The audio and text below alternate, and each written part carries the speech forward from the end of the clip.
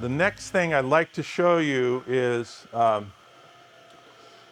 to change the blade, because we have a lot of different blades, and we're really, for best results, you're going to have to probably be changing blades as you go along. So the most important thing is anytime you open up this red throat plate, you have to have the machine unplugged. I'm going to unplug the machine. I'm going to flip up the guard. I'm going to flip up this guy. So this is the throat. This red throat plate has a little lever in the front, metal lever. There's a little indented spot where you can grab it and lift the front hoop up. That releases the front of it. You pick the throat plate up and then pull it directly back towards you. On the bottom, there's these two screw heads, and they interlock with two other screw heads in the back. And so when you go to put it back in, you have to set it down just a little bit this side of the end, and then those screw heads will engage. And then you push it down all the way that way. Then you push it down, and this hoop will lock down. And you have to check to make sure that that's down even with the table all the way around. Okay, so I'm going to take this out, pull it back, set that aside. The splitter and the guard assembly are held in by a lever on the right-hand side down in the machine. It's very dark down in there, so it's hard to see it, but you have to reach down, and that lever is all the way down when it's locked. You're going to grab a hold of it and pull it all the way up. That's going to release this mechanism that holds the splitter and the guard. Then the whole assembly moves towards the fence or to the right just a little bit. You can lift it out of the machine. There's these little holes here. There's some pins down in there that engage it. And so you drop it down on the right. When you push this lever down, it pushes the whole thing over, locks it in with those pins. This has a slot to store it down under the machine, but I'm not going to put it there right now because I'm going to put it back on at the end. Down under here, there's another splitter, this single splitter without the guard, and we're going to put that into the machine in a minute. But we're going to put on a different blade here. So to remove the blade, you've got to retrieve the wrenches. Currently, the wrenches are down under the machine to the left here in this sort of dark place down under there. There are two wrenches. They have an open end and a closed end. The open end one goes on the left side, and you always have to remember you've got this unplugged whenever you're doing anything near the blade. You're going to put the open end side down onto the nut down there. The closed end side is good to reach down to get the nut that's holding the blade tight. I usually let this come back until this wrench on the left side hit this little metal piece here that sticks out. That sort of supports it, so I don't have to push with my hand. Let that go there. Then you're going to pull backwards with your right hand to undo the nut. Okay? Set the wrench down. This has a nut and a washer. If you drop either the nut or the washer, it goes down into the dust collection tube, and it goes shooting down and around and out somewhere in the pipe outside the machine. The reason I know that is because I've done it, and it's real, sort of takes a while to take the pipe all apart and retrieve the nut. So I try to convince everyone to take these pieces off one at a time. First the nut, and then go back and get the washer off. There's a heavy washer on there that looks like that. And if you try to do both of them at once, it's fairly easy to drop one down that tube, and then you have to go chasing after it. once you take the nut and the washer off, you can remove the blade. So this is a rip blade. It's meant for ripping, cutting with the grain on solid wood. We have a number of other blades that are down under the outfeed table. And we have a combination blade that's meant for cutting across the grain or with the grain. We have an 80-tooth finish blade for doing real fine work. We also have a 60-tooth finish blade and another one that's also 80-tooth that's meant for cutting plywood or melamine. So for right now, I'm going to put on the 60-tooth fine cut blade to do some cross cutting. So I'm going to put that one on the machine. I'm going to put all these back down under. So when you're putting the blade on, you want to make sure that the teeth are going to turn towards you on the top. So that's where the tooth has got to be pointing at you on the top of the saw. You want to be really careful not to put the saw on backwards because it will not work well. So it has to look like this with the points coming on the top towards you. You slide it down onto the arbor, the bolt to hold it. You take the washer, and we've got a rounded side and another side that's sort of hollowed out a little bit so it only touches around the edge. That's the hollowed out side is what's supposed to go against the blade to stabilize it. We're going to put that washer on.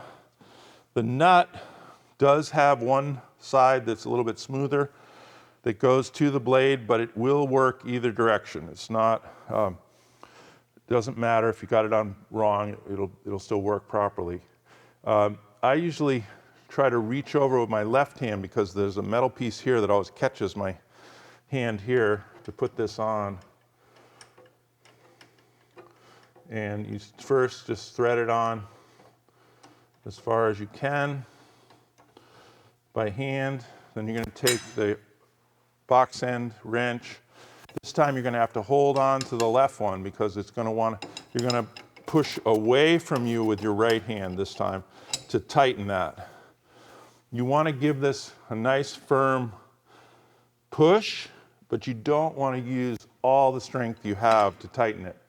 Because this blade, when it spins, it's self-tightening. It turns in such a way that the nut gets tighter, not looser. So you want to get it nice and firm, but you don't want to use all your strength. It'll be just too tight on there. After you've finished with the wrenches, you can hang them back up under here, down under here on the left side of the machine. And we're going to hopefully find a new spot for those soon, but we haven't yet. So this, we're going to put on this smaller splitter because we're going to use the crosscut box to do some cross-cutting, cut across the grain. So this simply goes down in that slot, and you let that drop down in there. You take the lever on the right, and you lower it down all the way until it stops. Then it's locked in. So you've got the blade tight, you've got the splitter in. We're going to then put the throat plate back. We're going to set it on top, just about a 1/4 inch from the back. We're going to push it all the way until it drops down in. Lock down the front, check it to make sure it's down below the table. And that part is ready to go. For cross-cutting, there's sort of two options. We can use this miter gauge, and this is the miter slot here in the machine. And most of these different tools that run in this slot have a little disc on the bottom that go into slot down under. So you can't just drop it down in the front anywhere on here. You got to start at the beginning to slide it in. So the idea of a miter gauge is that this is a surface that you can adjust the angle. It can be 90 degrees, or you could do it, adjust to most any, a variety of angles and lock it back down. I don't like using this too much. because when you put the board on here and you try to push it, the friction on the table wants to push the board down the hill of this angle here, and it's hard to hold it in place and keep it from sliding down the incline, sort of. And so you have to use a lot of force to hold the board from moving, and I find that difficult. So I highly recommend, if you're going to use this, you add on another strip of wood here, and possibly use a clamp or something. You can, this has 2 slots here, and you could put screws through and screw on a longer fence here, and then you can use a clamp or something to hold your wood. If you are using the miter gauge, you do want to really have a good firm grip on your piece when you're pushing it through, because it's sort of hard to hold it. But the idea of a miter gauge is you can make cross cuts with the miter gauge. Same thing, you're going to be standing to the side of the blade, not directly on it. Over to the side, you're going to hold the wood firmly down and against the gauge, and then you're going to push it through with your right hand and bring it back. Whenever you're cutting, cross-cutting, you want to cut until it finishes the cut here on the front, and then as quickly as you can, you want to pull it right back, or you can sometimes slide your piece over a little bit so that it doesn't chatter against the blade when you bring it back. But you don't want to let this sit around on the back side here, because it has the chance of the blade catching on it and flipping it up. So whenever you're cutting, cross-cutting, as soon as you get through the cut, you can slide the board over a little, pull it right back. So I'm always recommending to people, if they're doing a lot of cross-cutting, instead of using this miter gauge, this is fine if you're just doing 1 or 2 cuts, but that you use our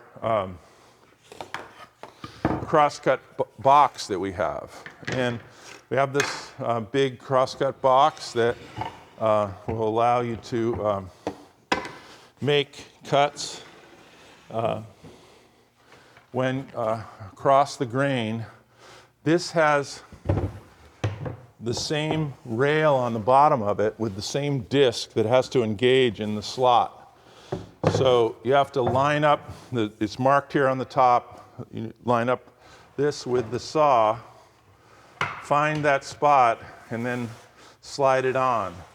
You have to have this splitter on here if you're going to use the crosscut box, because there's no way you can have the main splitter with the guard with this box, because this would interfere. So you've got to have this splitter on if you're using the crosscut box.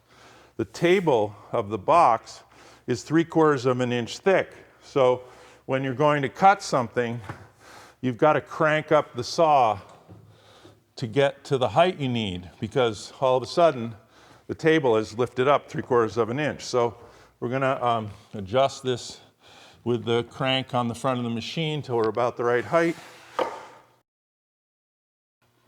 So we've got the box on here, moves back and forth pretty easily. It's sort of a heavy box, but we hope to make it a little lighter at some point, make it smaller. So this has a fence on here that's meant to remind you about the 4-inch rule. So it has a high part in the middle, and then it drops down on either side. And if you look, where my hands are when it's down on the low side is about 4 inches in either direction. So if your hand should never be on the top here where it's high, down on the low part, that's going to give you the safe spacing from the blade. So when you make a cut here, you do have to make sure this is clean, because chips can build up on here and sort of make for not fitting tight against the fence. But when you go to make a cut with this, you're going to be standing to the left or the right of the blade. And I usually like to push with both hands because it gets the sled moving more evenly. going to be cutting, cutting, cutting. As soon as it cuts through the piece, we're going to pull the piece back a little bit to the left, and then return the whole sled back to this end point where it's sort of home position, away from the blade. If you're worried about the blade, you can pull it back even a little bit further because of that disc on the metal slide in the dado slot. This won't tip off the table saw, so you can pull it back all the way so the blade's on the outside. You need to keep this table clear of debris, pieces, parts. You want to have this stay clear so that things don't get on there and get, bounce over into the path of the blade. You can put a stop, clamp something on here if you're making repetitive cuts. But anytime you do that, you have to make sure you have control of both the cutoff piece and the original piece. You never want to leave something that's against a immovable object and tight to the blade, so you have, having it move around and not maybe get caught on the blade. So you'd have to have your hand touching the cutoff part as well as the original piece. If you don't have a stop here, you can just sort of not worry about the cutoff piece and just let that stay on the table. When you pull it back, it should be fine. So I'm going to just go through the motion of making a cut. We've checked the height to see that it's correct. If you do mark your piece on here, if you're not going to a block of wood or something, you're going to make your mark on the far side of the board here, and you can line that up ahead before you make the cut. Make sure it's lined up right where you want it. Slide it all the way back. Then we're going to turn on the dust, make sure the gate is open to the dust collector. We've got to plug the saw back in now. It's going to go through its checking, and I'm going to turn that on.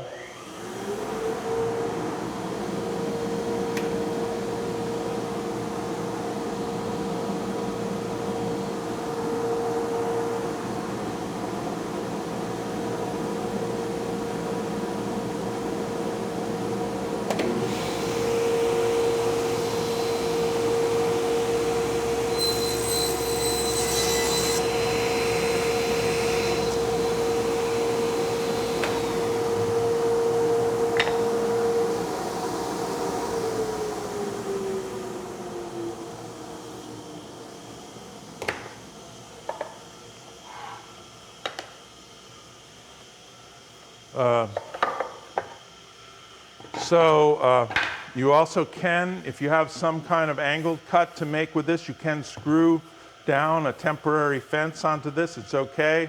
This is meant to be replaceable, so it can be. You can attach something to this if you need to. Just remove it at the end.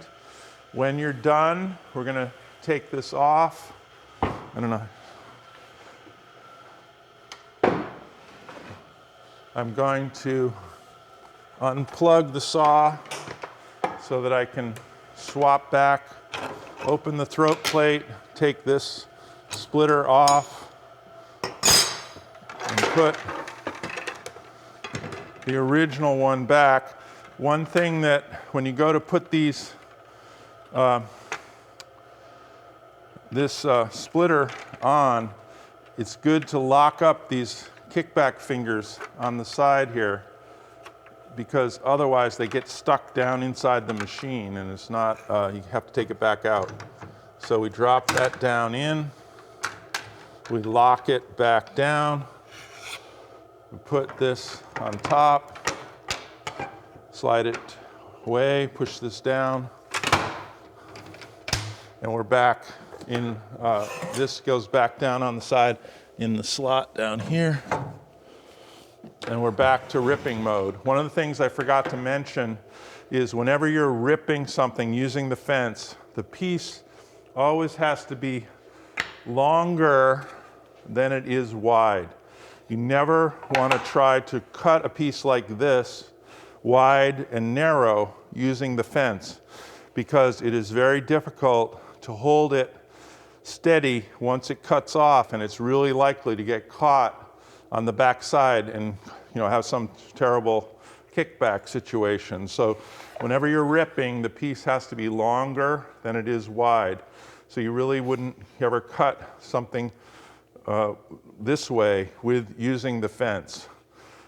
This is where you'd want to use the cross-cut box. All right. When you're all done, you want to unplug them, shut off the switch, the main switch, to the off position and unplug it and clean off any of the dust.